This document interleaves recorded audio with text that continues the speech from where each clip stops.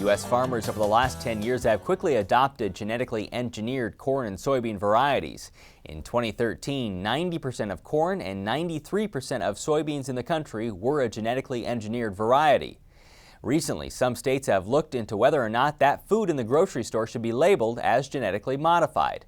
Earlier this year, Vermont passed a mandatory GMO labeling law that would take effect in July 2016. UNL Extension Public Policy Specialist Brad Lubben joined us earlier this week to talk about the reasons for and against GM labeling.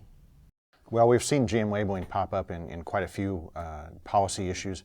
We've seen ballot issues, particularly the big issue in California that did go down in a vote, but a ballot issue brought by a petition of citizens to put GM labeling on the ballot.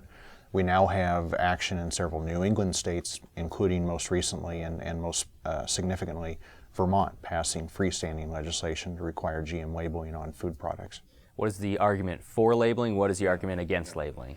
We have this big debate about labeling and the information it provides to consumers, the information it could provide to consumers that have preferences for GM versus non-GM products. But frankly, we also have a lot of policy questions about the potential misinformation it provides to consumers. The current labeling regime in the U.S. nationally would be that once a product is deemed safe and equivalent, there is no label to distinguish it. So there is no specific GM label on food products because GM products have gone through testing and been deemed to be safe. You could compare that at one end of the extreme that essentially says no labeling once a product is safe and equivalent to a precautionary principle as is used in the European Union, which essentially has banned most GM products from even approval out of precaution that it may in fact be dangerous or hazardous, not out of proof but out of precaution. You've got this policy regime that stretches from approval and no labeling to outright disapproval. You've got this labeling debate in the United States that currently sits somewhere in the middle. Is there a concern that the consumer's maybe not well enough informed and labeling a product with GM would scare them away from buying? Right. Look at the labeling debate that's currently going on, and it's a mandatory label. There is also the option of a voluntary label, and food companies could pursue a voluntary label today if they chose to determine the specifications of a product and clarify those in terms of the intent of a label. We really have a choice, I think we have a policy choice ahead of us between mandatory labeling versus voluntary labeling. A voluntary label signifies and delivers to consumers information specifically about what they choose to purchase and consume. A mandatory label puts a stamp on every product that consumers might want to avoid, but it might provide information that they want. It might also provide a stigma that suggests this product is not as safe or as wholesome as what testing has shown.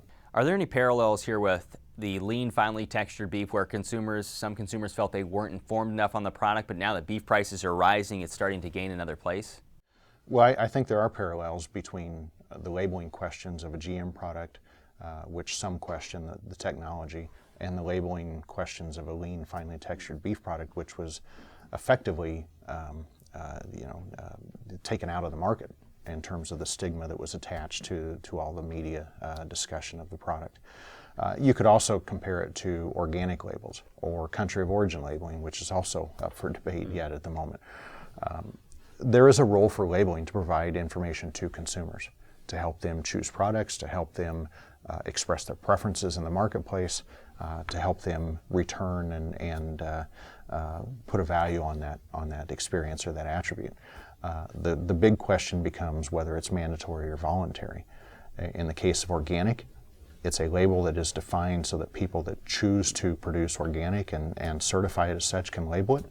In the case of GM, it's currently proposed in Vermont. It's required to label the product if it contains it.